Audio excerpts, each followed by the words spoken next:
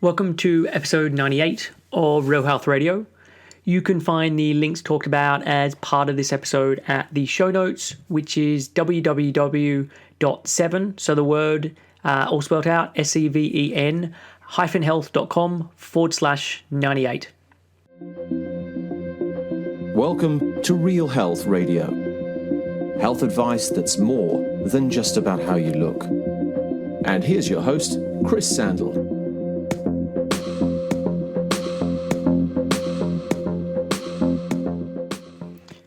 Hey everybody, welcome back to another installment of Real Health Radio. So this week on the show, it's just me. It's another one of my solo episodes. And what I'm wanting to cover is something that people often struggle with. So it's the idea around food preparation or food planning or organization and putting snacks together and lunch ideas and that kind of thing. Before I dive into that, I do have one announcement. In a couple of weeks' time, I'm going to be releasing the 100th episode of Real Health Radio. So this is episode 98, so not many more to go. And yeah, still trying to get my head around the fact because it feels like I only just started doing this. It feels like I'm just starting to get my groove with it. But what I've noticed is often customary with the 100 episode milestone is for the host to do a personal episode. So they're either interviewed by someone else or they do a show themselves talking about their story or part of their life.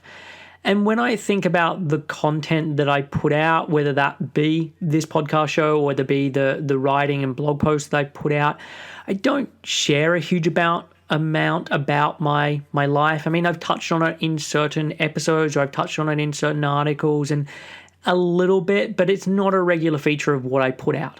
So for the 100th episode, I would like to change that. And if you have any questions about my life, my thoughts, my beliefs, my experiences, things I've been through, practices I do, please send me an email to info@7-health.com and let me know what the questions are. And this doesn't have to be just about eating habits or exercise routines. And I kind of don't want to be chatting about that so much as just other things to do with my life. But anything you're interested in knowing out, please ask. And then when I start to put together the show, which I'm going to be starting fairly shortly, I can then try and answer your questions. And I do want this show to be really honest and for me to touch on topics and areas that I haven't covered before. And I've already been starting to put together a rough idea of some of the things that I want to talk about, but I would love to get your input on this. So if there is anything that comes to mind, if there's anything you've always wondered about me and something you wanted to find out about, then send me an email. Again, info@7-health.com, and hopefully I can include it in the show. So let's get on with this episode. And we kind of find ourselves in a strange situation. So on one hand, people are much more health conscious. People are reading health blogs or reading health books, despite the fact that some or a lot of this information is probably fairly dubious. People feel like they're more informed and they take a genuine interest in the topic of health more than probably any other point. But on the other hand, people also feel incredibly time stretched. So we are working much longer hours and the line between work and non-work has become incredibly blurry.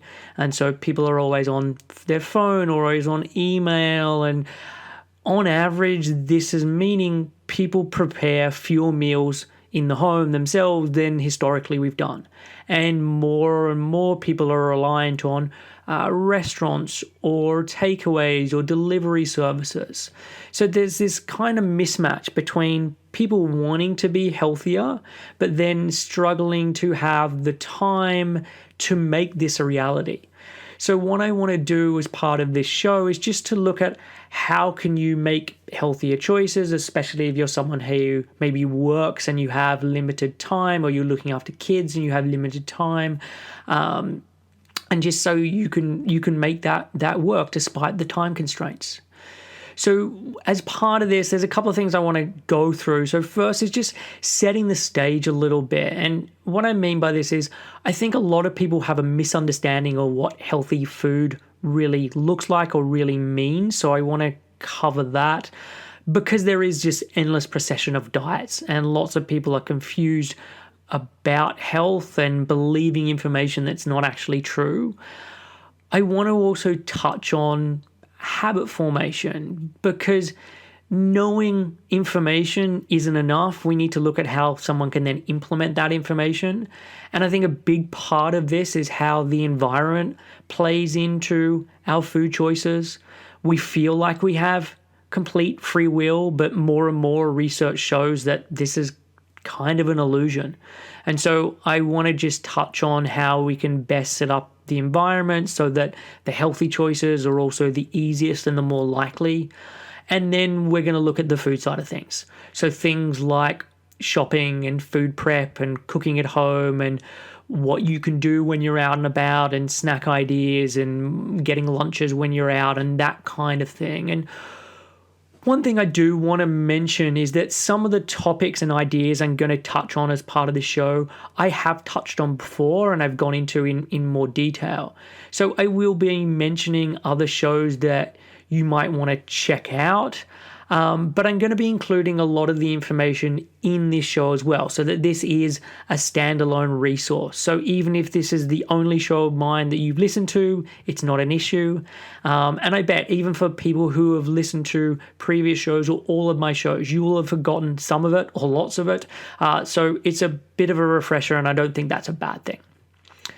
So let's start then with what does healthy food mean, or what does healthy food really look like? And for me, this is a very context specific thing. So healthy food should be an individual thing and working out what works best for you, or if I'm working with a client, what works best for that individual.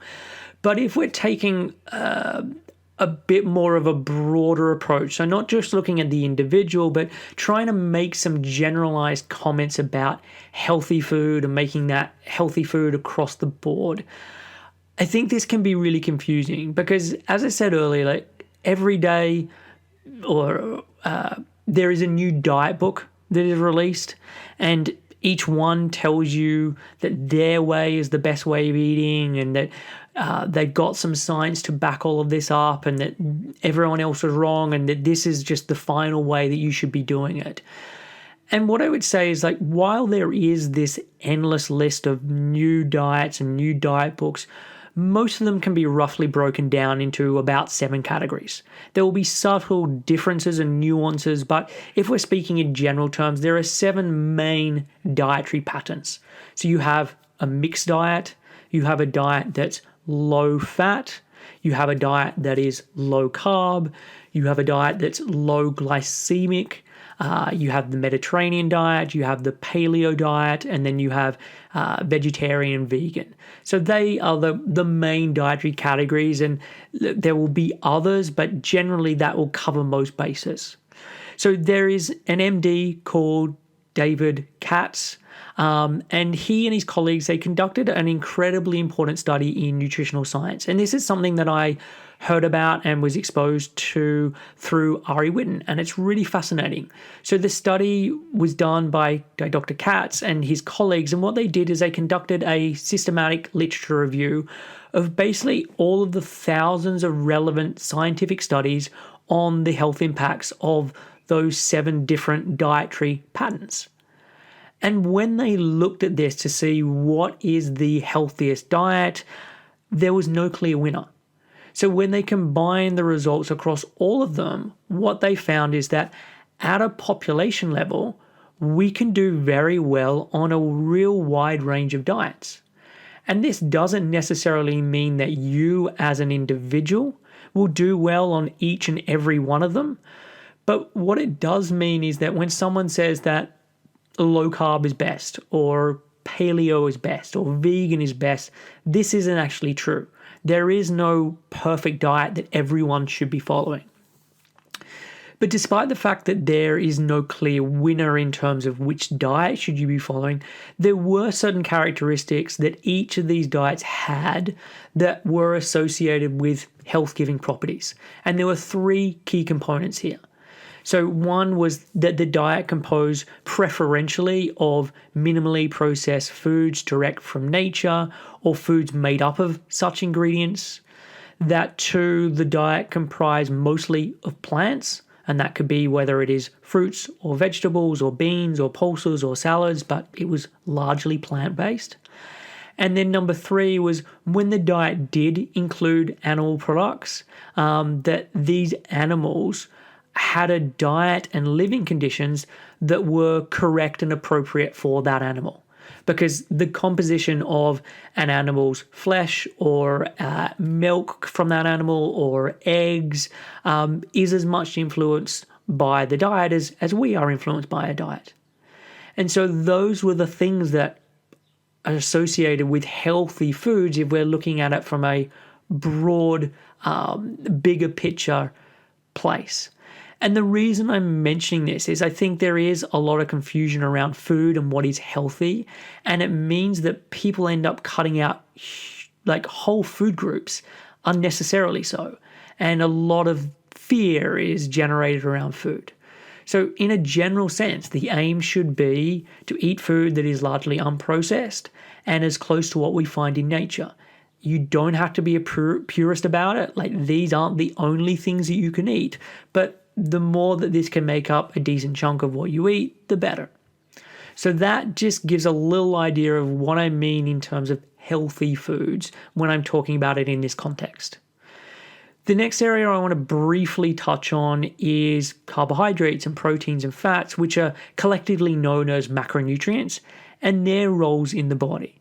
And this is going to be just a snapshot, and part of the reason I'm doing this again, it relates to people's misunderstandings. So for a long time, fat was maligned, and we were told that if we would just wanted to be healthy, all we needed to do was to eat low fat. And now for the last decade or more, this blame has shifted to carbohydrates. And people talk about how, in the 80s and 90s, we got it so wrong with our witch hunt of fat. But now we've got the right villain. It's carbohydrates' fault. We just need to keep that out of our diet. But the truth is, like, none of the macronutrients are evil. They all have roles and functions to play in the body. And yes, people can do well by having higher amounts of some of them or lower amounts of some of them. But often when people talk about this stuff, there's a lot of pseudoscience attached to it. There's a lot of demonizing of food. And it's more about fads rather than this genuinely working for that individual or even genuinely working at the population level. And as part of this section, I will talk about what are the better forms of carbohydrates or proteins or fats, and this can then link in later on when we're looking at food options or food preps or putting together snacks. And just so you know, I've actually done a whole show dedicated to each of these. So a whole show just on carbohydrates, a whole show just on protein, a whole show just on fats, and not just looking at their functions in the body, but how they're digested or the intricacies of different types of fat. So if you do want to go deeper on this stuff, I have done shows on it, and I'll put links to them in the show notes.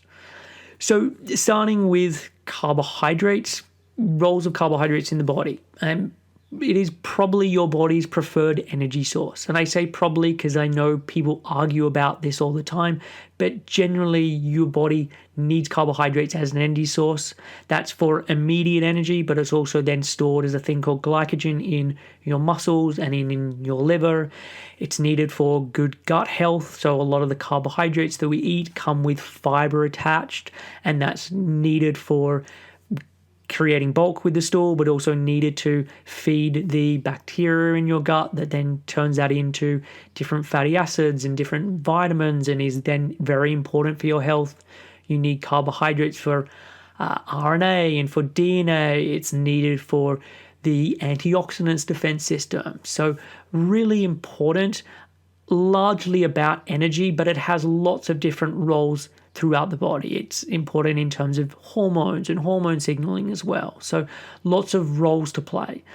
If I'm looking at sources of carbohydrates, typically, if we're just looking from a general perspective, things that are largely unprocessed.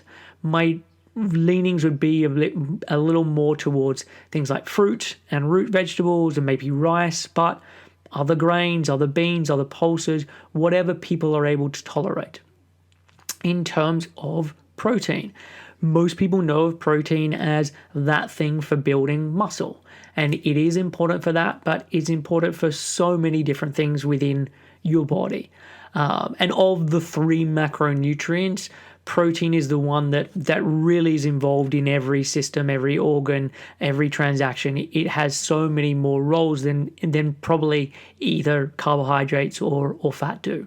So yes, important for building muscle, but it's also important for building collagen and for bone. It's important for detoxification for phase 1 and for phase 2, so helping with liver detoxification, but also detoxification generally. You need it to create hydrochloric acid in your stomach, and generally for digestion. It's useful and needed for your nervous system, so it promotes alertness, memory, and learning, for the production of hormones. So you need it as a raw material, and that's hormones for reproduction, it's hormones for blood sugar. So as I said, I mean, with protein, which is broken down then into amino acids, those amino acids do basically everything within the body. From a food source perspective, eating a real wide variety of protein is typically my recommendation, and you can have both animal-based protein and vegetarian protein. So if you're having meat, eating a real wide variety of it, and that includes having things like organ meats or making broth and stocks from the bones, stuff from the sea, so having fish or seafood or that kind of thing, eggs and dairy if people tolerate it, and then also the vegetarian sources of protein. So soy, having fermented soy, having beans, pulses, things like quinoa and other grain proteins, and then different protein powders, whether we're talking about like a whey protein or a collagen powder, or having a pea protein or a soy protein or a rice protein powder. So all of these can be helpful. Again, it comes down a lot to digestion, and I find in the beginning when I'm working with someone, if their health isn't as good, we lean a little bit more towards the animal sources, because I find they can be easier to digest, but it just depends on the individual. And then the final one is then fat. So fat has many roles within the body. One of them is to create hormones. So it's the raw materials for creating hormones. I said that for protein, and fat is also needed. Fat is an energy source. So in the same way that you use carbohydrates for energy, you can use fat for energy. You need it for your brain and your nervous system to function properly. You need it as part of the cell membranes, the outer part of the cell. So really important. Food sources of fat.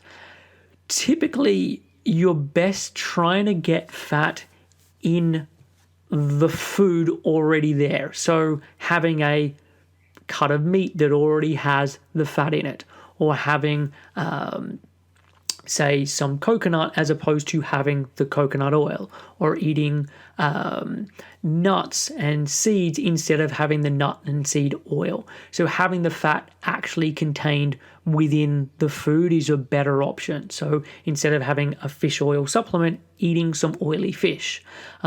If you are going to be adding fat to your food, and you normally do as part of a cooking process or putting it on salads or that kind of thing, if you're cooking with it, typically having fats that are more saturated is going to be better for you, just because of how the cooking process can start to degrade that oil, and the more saturated an oil is, the better it can then stand up to that stuff. So doing more of your cooking with coconut oil or butter or ghee or that kind of thing. Olive oil seems to be pretty good with standing up to cooking as well, but typically trying to get more of your fats coming in as food as opposed to having the separate oil. So that is carbs, proteins, and fats, and what your body needs them for, and some of the best sources. And my suggestion is that when you are getting to the stage where you're putting together a snack or you're putting together a meal, that you try and have some of each of them. So have some carbs, some protein, and some fat. So when you look down at your plate or you look down at the snack that you have in front of you, asking yourself, like, where are each of these? And most of the time, you don't need to focus on all three. You just need to focus on the carbs and the protein. And the reason I'm saying this is because most of the proteins have fat attached to them. So in the case of meat or dairy or eggs, there's already fat attached. Or in other situations, you use fat as part of that cooking process. So if you're having a piece of fish, white fish, you might then cook it in some oil or some butter. So most of the time, you just have to think about the carbs and the protein because the fat's already going to be there. And this isn't some iron rule where every meal you have to have one of each of those things, and if you don't, something terrible is going to happen.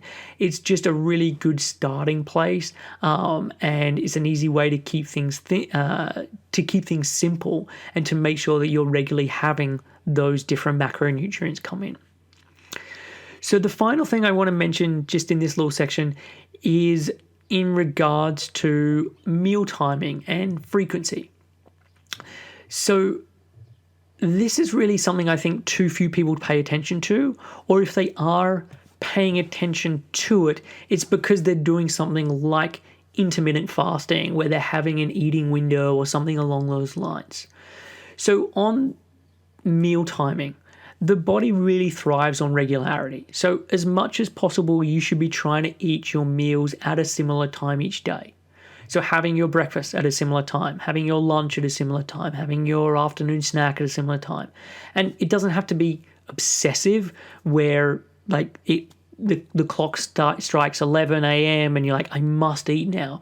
But it is helpful to have regular meal times that you follow each and every day. And part of this is so that your body learns that it's having regular energy come in and just gets used to that, and that's a good thing because it knows that there isn't the stress of wondering where the next meal is going to be coming from. It's got that regularity.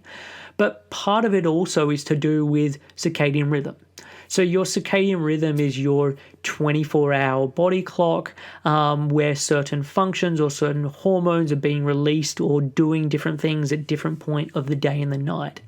And many factors can impact on circadian rhythm and train circadian rhythm and give the body feedback about what time of day it is and what should be happening. And largely, this is dictated by light and darkness. So where is the sun and the moon and where are you in the day based on the light is the thing that probably has the biggest impact on circadian rhythm. But it's also impacted on by meal timing, so when you're eating, and also on movement practices. And this is because we should be doing more of our moving, more of our eating during the daylight hours and doing less of that in the evening time, and that just gives the feedback to the body about what time it is and what should be happening. So having meals at a similar time each day helps with circadian rhythm and therefore with overall health. The other part of this is to do then with meal frequency, which is how often do you need to eat? So are you someone who does 3 meals a day and that's it? Or do you need to have 3 meals and then 2 snacks? Or do you have 4 similar sized meals each day? And when deciding which is the best option, it should be based on what works best for you from a physiological perspective. And typically what I find is the better health that someone is in, the longer they can go between meals. So they have better digestion, so they can eat a bigger meal and then get the most out of it.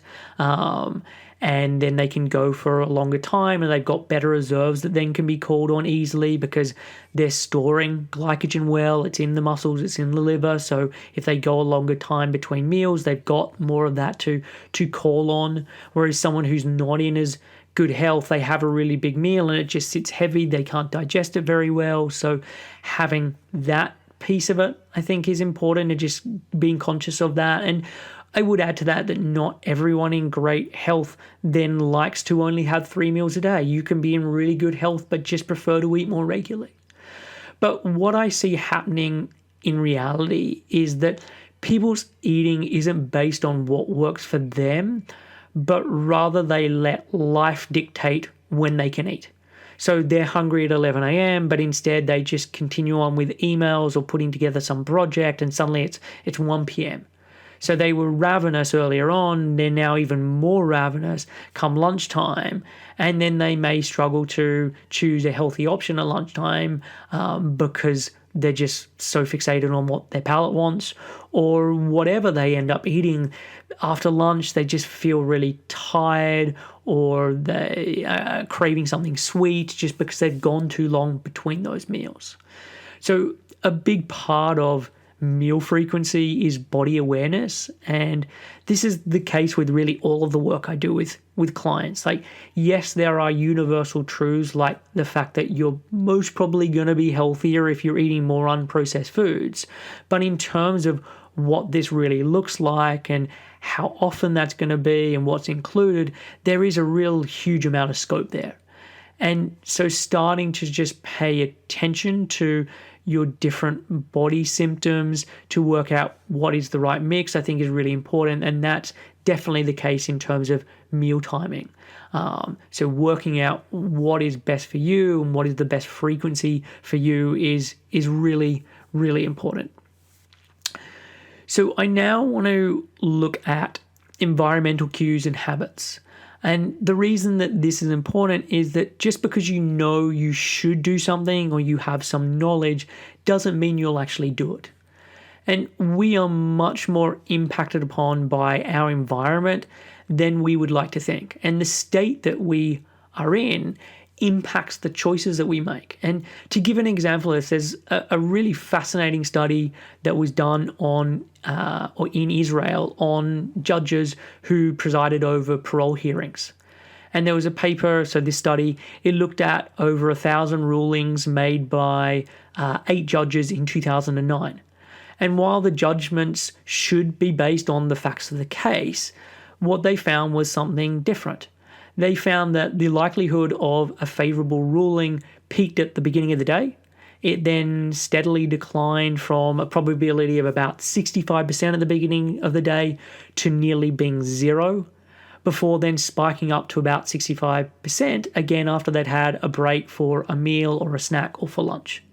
So basically, if a judge was full and had good energy, a favorable judgment was fairly likely, 65%. And as the time went on and they became more hungry and low in energy, they then made more unfavorable rulings towards the defendants. And so they saw the defendants in more of a negative light. And this is meant to be judges who are rational in their decision making and weighing up the merits of the case. But rather than that, what was going on was just based on where they were from a blood sugar perspective, impacted on the decision they made. And if we look at our food environment and things that are within our environment, it can then also impact on our decision. So there's been loads of research looking at how non-food factors affect our consumption and affect our awareness of that consumption. So the type of music that is played can impact on how much someone eats, or the amount of people at a restaurant who are sitting on your table. So the number of people on your table can impact the number of calories that you eat or how much food you eat. Or on a food menu, if there is an item, if that item has a descriptor added in, people will report liking that food even more, despite that if they had the exact same food without the descriptor, they don't like it as much. And again, this is something I've done podcasts on. I've actually done a couple of shows on it. One was looking at how environmental factors affect children, and the other was looking at how environmental factors affect adults. And I think this is completely fascinating stuff because it just shows how irrational we are and how much the environment impacts on us, even though we don't think it really does, or we like to believe that it really does, or really doesn't. So I'm going to put those shows again in the show notes. But I just want to mention one area that I think is relevant to this episode. And there's an acronym called C.A.N, so C-A-N. And this acronym largely dictates what you end up eating. So the first letter is C, and that stands for convenience. So essentially, we are lazy. We want food that causes us the least amount of effort to eat it. So if you are working in an office and you have food on your desk versus food in another room, most of the time you'll eat the food that is sitting on your desk simply because it is closer to you. And typically, the more difficult it is to procure the food, the less likely you're going to be eating it regularly.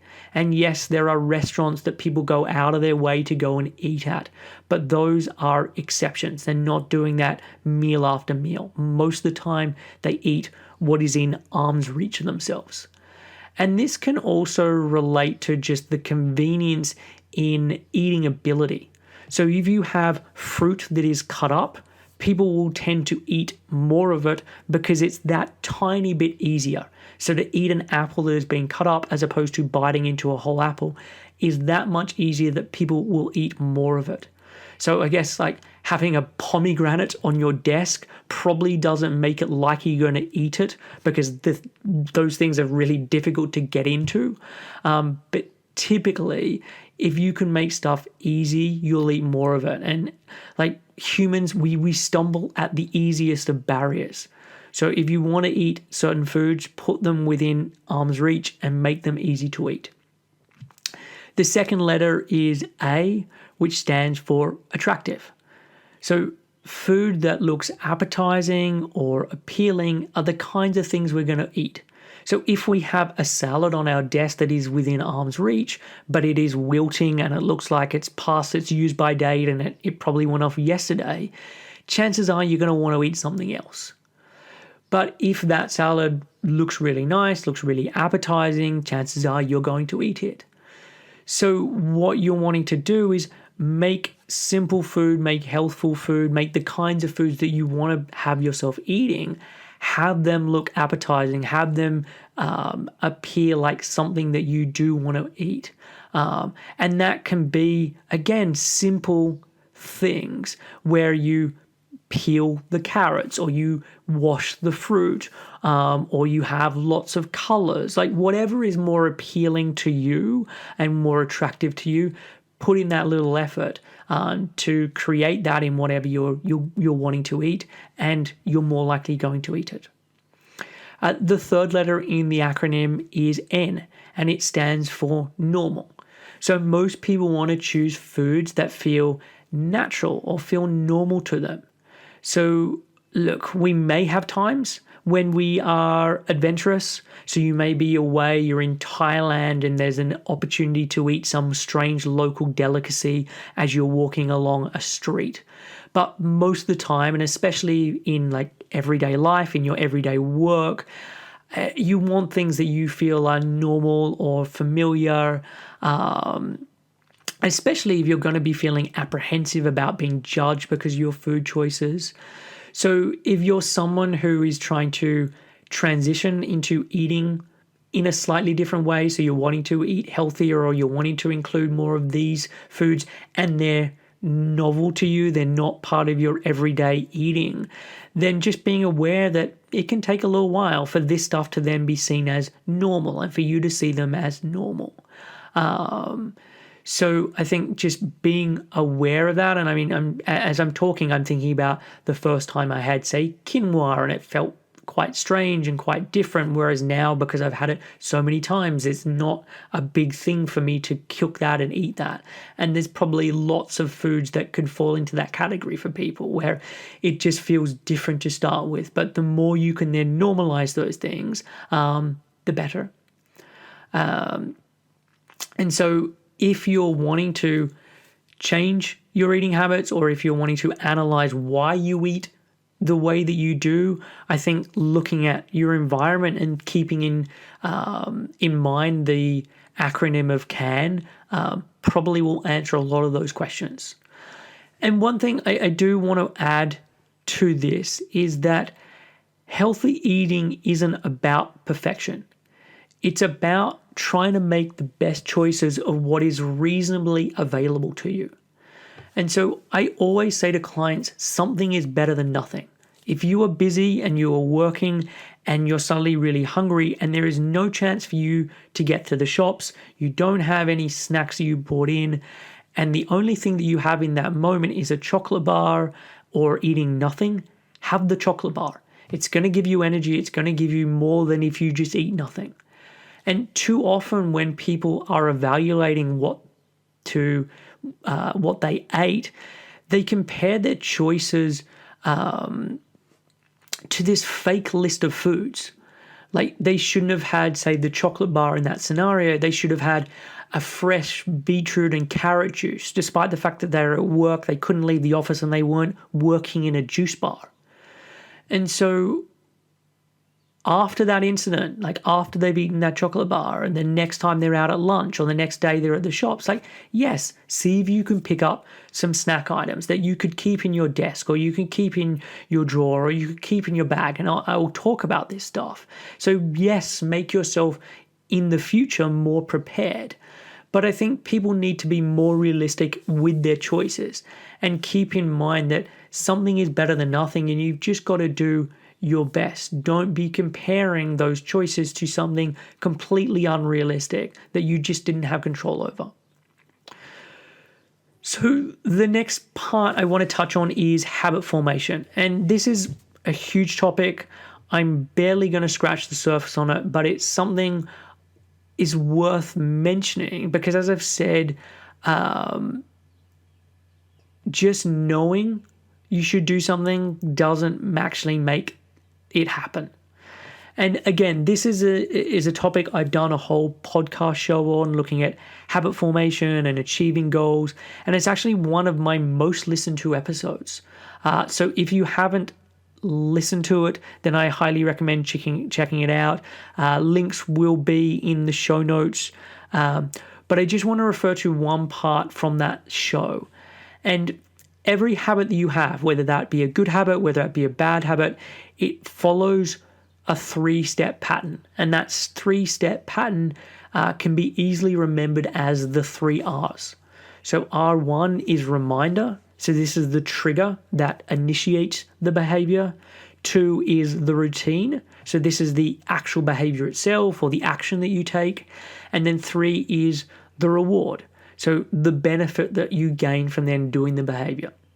So I want to then just run through this in terms of creating a new habit in the context here of food prep or organization or bringing in snacks. So it's relevant to this show. So that first R, as I said, it's reminder. So one of the biggest hurdles with starting a new habit is getting the process going, is remembering to actually do it. So there's 2 suggestions I have with this. Number 1, and one way of doing this is to attach your new behavior that you wanted to create to something that you are already doing or already happens every day without fail. So you could sit down, you could write a list of things that you do every day without fail. So this could be you brush your teeth in the morning, you have a shower, you sit down for breakfast or you sit down for dinner, you get into bed, you put on your shoes, you get off the tube before walking to work. So this list then provides you with a set of potential reminders that you can then connect your new habit to. And not all of these are going to be reminders for improving eating that we're talking about in this show, but some of them are. So for example, you may decide that you're going to take food into work with you every day. And so every night you make making dinner your reminder for taking in snacks the next day. So when you're making dinner, you use this time to then pack some snacks.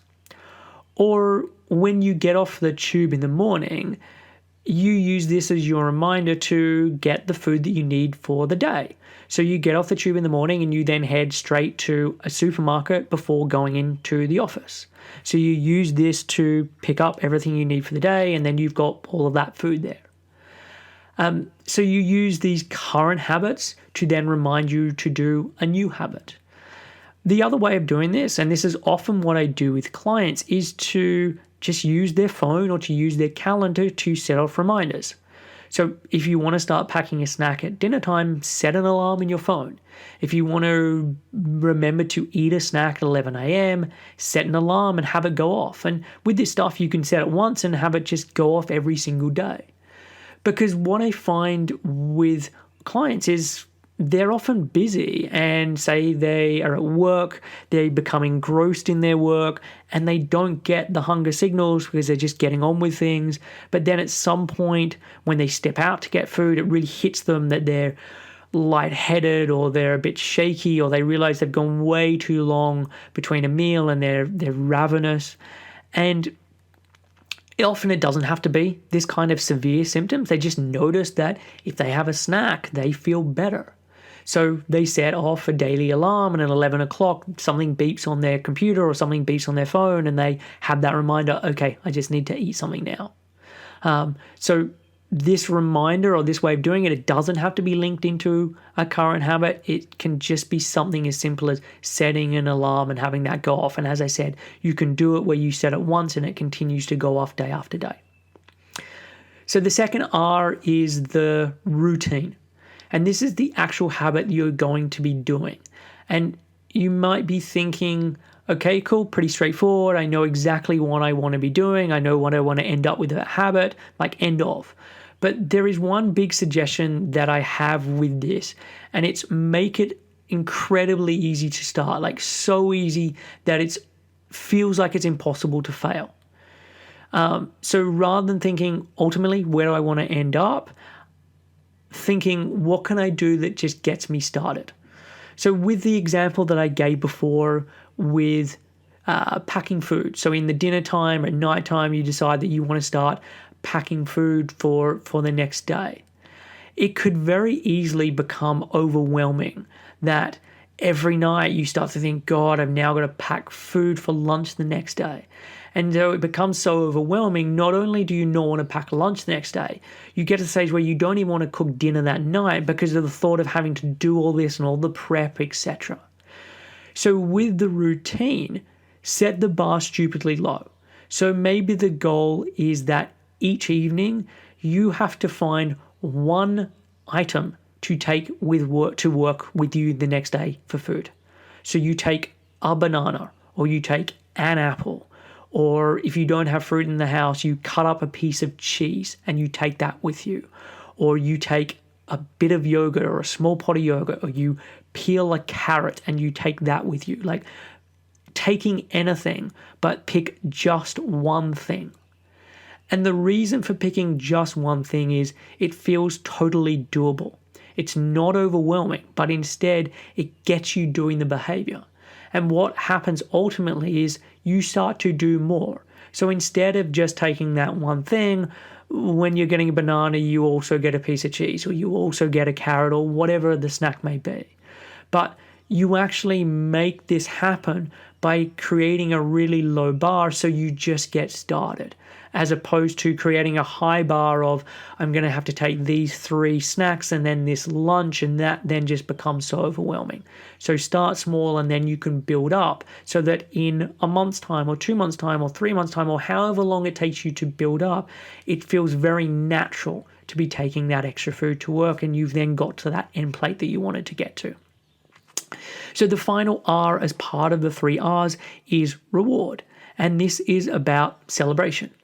So you want to continue doing things that make you feel good. And because an action needs to be repeated a number of times for it to become a habit, then you want to be rewarding yourself or reinforcing why you should continue to do that new habit. And in most situations, especially with something that you're going to be repeating on a daily basis, the reward doesn't have to be something massive. It can be something as simple as just congratulating yourself. So at the end of packing together the food for the next day, you could be like, nice work, this is going to really help me tomorrow. Or after you go to the shops on the way to work, it's like, great job, like this is going to really help come 11 a.m. And this may seem really simple or mundane, but it is amazing with working with clients and chatting to them about so much of this stuff, like how poor most people's internal dialogue really is. Like most people, or a vast majority of people, are constantly tearing themselves down and always focusing on the negatives. Or when they even do something that is a really good job, instead they comment on how they could have done it better or why they should have done it better. And this isn't very rewarding. It makes it less likely you're going to want to keep up the habit. Or if you are, you're then just relying on willpower, and at some point that is going to end. So find some small way of rewarding yourself or reinforcing a positive reason for continuing on with the behavior. So those are then the 3 R's of habit formation, and they're important for then helping you to do some of the stuff around the food side of things, and I'm going to touch on in a moment. And before I touch on that, I just want to mention one other thing in terms of habits, and this is the concept of keystone habits. And for a lot of people, when they look at what they're currently doing and where they want to be, it can be, as I've said earlier, like really overwhelming, and there could be 10 or 15 or 20 things that they want to be doing and they think that they should be doing, and that can be exhausting. So instead of focusing on all of these different things at once, what can be very helpful is to identify a keystone habit that actually creates a snowball effect. So let me give an example of this. For a lot of people, exercise can be their keystone habit. So maybe when they start exercising, so they haven't been exercising in a while, they start to exercise. It can be a little inconsistent to start with, but it gets better. And because they're now exercising, they start to just go to bed earlier. So they used to be midnight, 1 a.m., but now it's closer to 11 o'clock or maybe 10:30. And they're doing that because they want to go to the gym in the morning, and they just notice how much better they're feeling by getting the extra sleep. And because of the extra sleep, they're waking up feeling more refreshed, so they're having breakfast. They're not feeling as tired during the day. They start drinking less coffee. They come home in the evening and they've got more energy, so they start doing a bit more of the cooking there. They're finding it easier at work. As time goes on, they notice they're drinking less alcohol, not because of better willpower. They're just, having better energy. They feel better within themselves. They're more active on the weekends and in the morning, and so they just don't want to be out drinking on a Friday night. And all of this stuff, it doesn't happen overnight, but it can happen over the space of months or a year or however long it takes. And it's because they focused on finding that keystone habit that then had that trickle-down effect. And often with keystone habits, it works in the opposite direction as well. So someone who exercise is incredibly important, when exercise starts to drop off, they unconsciously start going to bed later, and they're doing less of their own cooking, and the alcohol intake starts to increase, etc. So it can really move in both directions. But I think that it's worth finding what your keystone habit is that just pulls everything together. And I know I've used exercise in this example. It doesn't have to be exercise. It can be different things. For me personally, sleep is probably my keystone habit. And when I'm getting really good sleep, life is easier. I just eat healthier food. I'm doing more of my own cooking. I want to be out doing movement and exercise. Work feels easier. I feel more on top of things. I'm not feeling so overwhelmed, etc. So for me, I really guard sleep because I know the knock-on effect of how helpful it is when I'm doing it, but also the drawback when it's not happening and how things start to go awry. And this, again, it's not just exercise or sleep. I know clients who it's meditation, and they are like, when I'm meditating, when I make that a daily practice, even if it's only 10 minutes or 15 minutes, the change that I notice in my life is huge. I'm so much less anxious. I'm much more productive. I'm much better with getting my own food, etc. And so the reason I'm mentioning this is obviously I'm just about to touch on different things that you can do around shopping and food prep and snacks and all of that stuff. And so it might be cool. I want to really focus in on those things. But actually what you may find is if sleep is your keystone habit, and you then just focus on the snacks, but you're not getting proper sleep, life can feel really difficult. Whereas if you sort out the sleep stuff, then the rest of the things I'm going to talk about then becomes so much easier. You just do them and it's easy to do it on autopilot, and it's not the same struggle that you would find if you hadn't first dealt with that keystone habit. So that's the reason I wanted to mention it, just because of the trickle-down effect, the snowball effect that those keystone habits can have. So I now want to then focus on ideas around food prepping and foods you can cook and all of that stuff. And I hope you do understand why I've gone through everything else to lead up to this point. Because, as I said, people are often confused about what it means to be having healthy food and this narrow and incorrect definition, but also just knowing something doesn't necessarily mean you're going to follow through on it. And so ways that you can change habits or just set up your environment so it almost feels like you're not having to make a choice because you're just doing it. So the first idea is around shopping. Like, you want to have healthy food and healthy, whatever that means to you, surrounding you. So when you open the fridge, when you open the cupboard, it's there. Or if you're at work, when you open your drawer or when you open your bag, that there are food options. And with shopping, there is no right way of doing this. It just depends on what works for you. So if you want to go to the farmer's market on the weekend, then great. If you want to go and do a big weekly shop at a supermarket, that's cool. If you prefer doing an online shop because that's better for you, more convenient for you, then do it that way. And I do know with a lot of the online options, you can set it up automatically so it delivers each week. So you can always have the basics saved of these are the things I want every single week. And even if you forget about it, it still gets delivered. But basically you want to figure out what is the way that is the easiest for you, that you have shopping done and food in the cupboard and in the fridge and wherever you're going to be on a regular basis.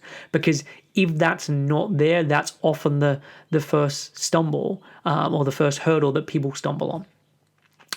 So the next idea is quick meals and learning to cook quick meals. Because if you've got a weekend and you can make a roast and you can spend 2 hours doing it, then great. But what most people have during the week is really limited time. So what I want people to do is not set the bar way too high on a work night. How can you make it completely doable? So the challenge I would set is find a handful of recipes that you know you can make in 20 minutes from start to scratch. So that should be you start cooking and 20 minutes later it's on a plate and you're already eating. And this can be an ongoing process. So start by having 4 or 5 and then regularly add to this so that you're not getting bored and there's food variety coming in. And if you can't already think of these kind of meals, get a really basic cookbook or and like something aimed at students or complete novices, or get a cookbook where the premise of the book is recipes that have 5 ingredients or less, or 7 ingredients or less, or whatever it can be, where it's super easy, like not opening Ottolenghi and seeing like 25 ingredients on there and most of which you're not going to have in the house. So for example, for a quick meal, you could put a piece of fish in some foil, put a little bit of oil on it, or some butter with it, and put it in the oven and set a timer for 20 minutes.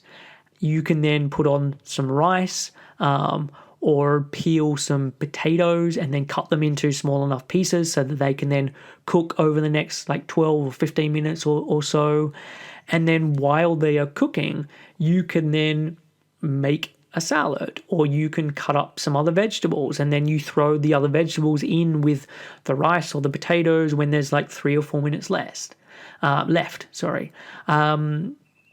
that whole meal can be done in 20 minutes, and you probably didn't even need to be in the kitchen for all of that time. And I'm going to talk in a second about prepping food in advance, but if you are time stretched, there are plenty of meals that you can make in this fashion where it is very short amount of time, but that's as long as you have the ingredients in the fridge and in the cupboards to start with. So again, this ties back into the shopping thing. Another alternative is to use a company that sends you all the ingredients for the meal. So you just have to cut it up and you just have to cook it. These companies, I mean, they're really in plentiful supply. Blue Apron, they do some pretty hardcore advertising. Pretty much all of the big podcasts that I listen to have Blue Apron appearing on their show as an advert. In the UK, I know of clients who have used HelloFresh and another brand called Mindful Chef. I've used HelloChef myself as a trial, and it was fine. I work from home, so I'm not so time stretched, and so I can be popping in and out of the kitchen if I need to. I've also been cooking for quite a long time, so I don't feel like I was getting as much out of HelloFresh because I could make a lot of things. But I can see how useful it is, A, for clients, but B, at some future point when I am more time stretched, I'm maybe not working from home as much, or I've got so many other things on and I can't be cooking while working, then I'll probably use them again. Another alternative would be getting ready meals from the supermarket that take very little cooking. And I know this is probably blasphemy for a nutritionist to be recommending ready meals, but there are some really good high quality options these days. So in the UK, there's a brand called Charlie Bingham's in Waitrose, which does really good ready meals that you can either put in the oven, or for some of them, you cook them in a pan and you then just need to make some rice that you have with them. And these meals they're going to be more calorie dense, or they're going to be richer than just having some fish or some vegetables, or maybe something I'd make from scratch myself. But in comparison to having a takeaway or having some fast food, they're a really good option. And this ties into something I was saying earlier, where something is better than nothing. Like, this stuff isn't always going to be perfect. But if you're having this kind of meal and it saves you some time, and it's healthier than whatever the alternative was going to be, because you were just going to get a takeaway, or you're going to get some fast food because you've really stretched and you're getting home from work late, then I think this is a real win. And it doesn't have to be Charlie Bingham. These are just the brand that I know of because of Waitrose and doing shopping in Waitrose. But I think a lot of ready meals have got a bad reputation, and probably for a good reason for a lot of them, but there is a lot better quality of that stuff now starting to appear in the different supermarkets, because they cottoned on to A, people are time stretched, but B, people want to be eating healthier foods, and so that there really is a market for their stuff. So the next suggestion is to do batch cooking. And this can take a couple of different forms. Like, maybe every weekend you dedicate a couple of hours to doing some cooking. You put on a podcast or put on some music, and you just do some cooking for some stuff that you can then use all during the week, or one night during the week when you're making dinner and you have a little more time, you can just prepare some other stuff at the same time. And if I'm going to give you some actual suggestions, and I'll touch on some of these later on as well when I get into the snack suggestions and some other things, but making a root vegetable salad that you could then have every day, or you could make a frittata that you can then have for breakfast, and you make it that it's got 10 or 12 eggs through it, with some sweet potato and some cheeses and some other vegetables, and then that is big enough so that you cut a piece and it then lasts you for 4 or 5 days. In the wintertime, making a batch of soup, and then for one of your meals each day, that can be just something that you have. Or you, roast a whole chicken and then throughout the whole week you use some of the meat, or you cut up a whole load of fruits and then you make a fruit salad, and that can then sit in the fridge, and then you just take some of that stuff every day as part of your lunch. So prepping things that either take a long time to cook, or that take a long time to cut up, and stuff that's not going to spoil if you do that in advance.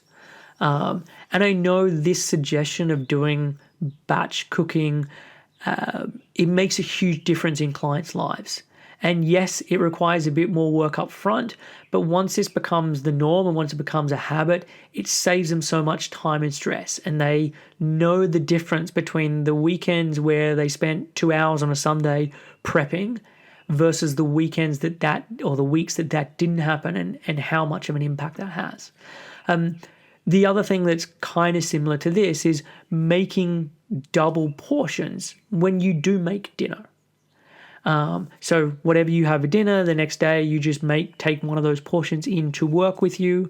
And obviously I think there are foods that work better with this type of stuff, and there's others that don't work so well, but that can then be another way of doing some prep in advance. The next idea would be to keep non-perishable food in your bag so it's always there. So most people have the same bag that they'll take into work each day, or when they are out and about, they'll have the same bag. Or if you have multiple bags, you can do this with all of them. And the idea is that wherever you go, you will always have some kind of food on you. And this is more maybe for emergencies, and hopefully you'll have other stuff on hand most of the time. But for the days where you forget to pack something, or you're out shopping and you realize that you're really hungry right now, you always then have something there. So some of the ideas, and again, this is for stuff that's then you can leave in your bag and you can find it a week, 2 weeks later, 3 weeks later, and you're not really worrying about the fact that it's going off.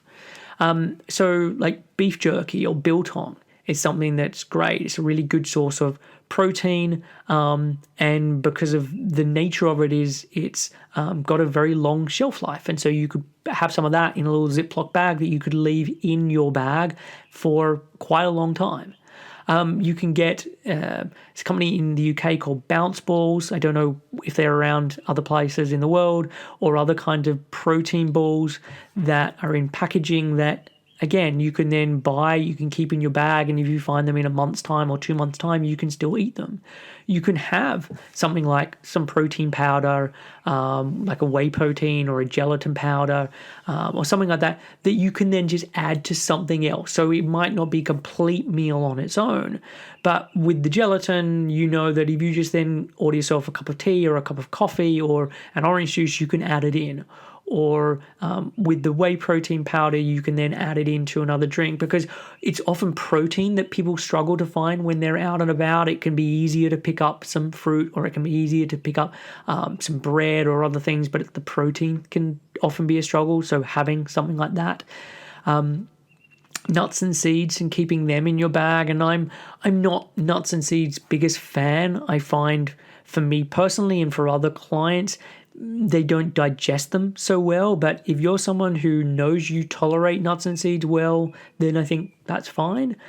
And then having dried fruit, so that you can have some protein that you then have with some carbohydrates.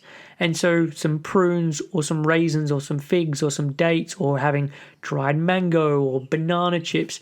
Again, all of these things you can keep in a bag or in a drawer, and you come back to them in a distant time in the future, and they are okay to eat.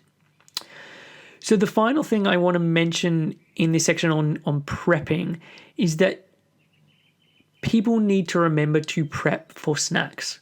So regularly people think of bringing in their lunch if they're going to work, or bringing in main meals, but they often forget to think of snacks.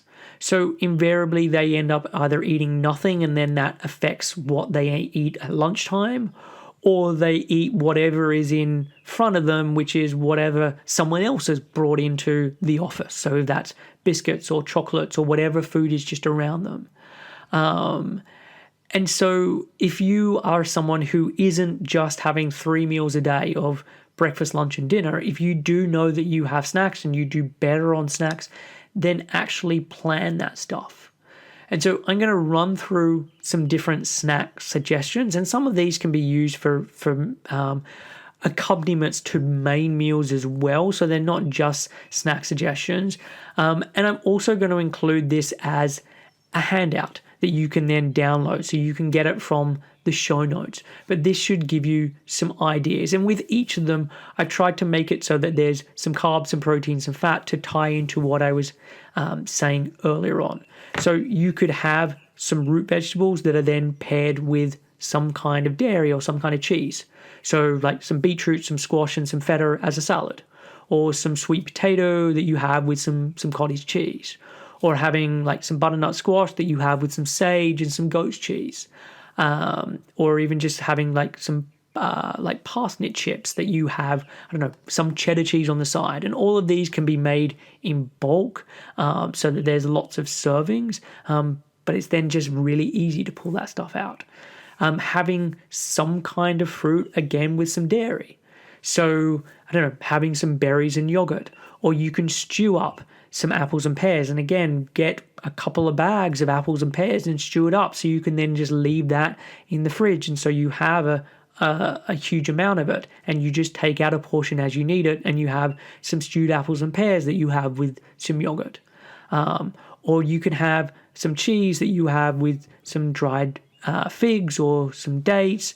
You can have a smoothie. So that's an easy way of using fruit. Beef jerky and biltong that I mentioned before, having that with some form of carb. So whether that be fruit, whether that be some root vegetables, whether that's with some rice or some oat cakes or whatever it may be. Having gelatin-based snacks. So you can get the Great Lakes gelatin that then comes in the orange container is the one that you can then make jelly snacks with. So you can make your own gummy squares. You can make some panna cotta. You can make just different gelatin-based snacks. You could then get the Great Lakes gelatin in the green tin that actually dissolves into hot and cold liquids. So you could have that in some orange juice, or you could have it in some tea, or you could have it in some coffee, whatever it may be. So using gelatin as the protein and then having that with some form of liquid or some form of carb. As I said earlier, making some broth or making some soups and having these as a snack. And this might be more appropriate in the winter time, but you can still have soup in the summer. And if you're making a vegetarian soup as opposed to a broth, and you want to have some protein with it, then adding some form of protein, whether that's having some beans or pulses as part of the soup, or having some cheese with it, or some tinned tuna, or some gelatin, or whatever form of protein you want to add in. Boiled eggs, I think, is a really good form of protein that you can then, again, add whatever form of carbohydrate to them. So having boiled eggs with a banana, or having it with an apple, or some dried fruit, or some rice, or some root vegetables. Some other things would be like just some cheese and some crackers, having some popcorn that you then have alongside some form of protein, making a bean salad, which you can either have as a snack, or you could have as a main meal. You could get some different types of bread, so like a pumpernickel bread that you could have with some avocado on, or you have it with some tuna on, or you have some rye bread that you have some cottage cheese on, or some oat cakes that you have some chicken liver pate on, some tuna and sweet corn that you have on oat cakes. Homemade potato salad, or making some coleslaw, and again adding in some form of protein, whether that's some eggs, or some biltong, or some gelatin, or some cottage cheese, or whatever it may be. And really, you can just mix and match any of these things with the goal of having a snack that has some carbs, some protein, and fat. And so hopefully that gives you some suggestions of things that you could be including or making or taking with you for snacks, or, as I said, accompanying a main meal, and then just making it a little bit bigger. So I now want to turn my attention to grabbing lunch when you're out and about. And so for this, like my general suggestions is to follow the principles I've outlined earlier in respect to what constitutes healthy foods and going for things that are minimally processed and made up ingredients that are minimally processed, and typically wanting to include, again, carbs, proteins, and fats as part of the meal. Yes, there's nothing wrong with eating lower carb or eating lower fat, but making sure that if you are doing this, that it does actually work for you. It's not because you've just heard that this is a better way of eating it. And most supermarkets these days now have decent food selections that can then make up a healthful lunch or make up whatever you need to eat when you're out and about. So going in there and seeing what you can put together isn't too difficult these days. And I'd say the same thing for a lot of the high street chains like Eat or Pret or Yo Sushi or Leon or Itsu. And I know these are all UK focused or UK brands.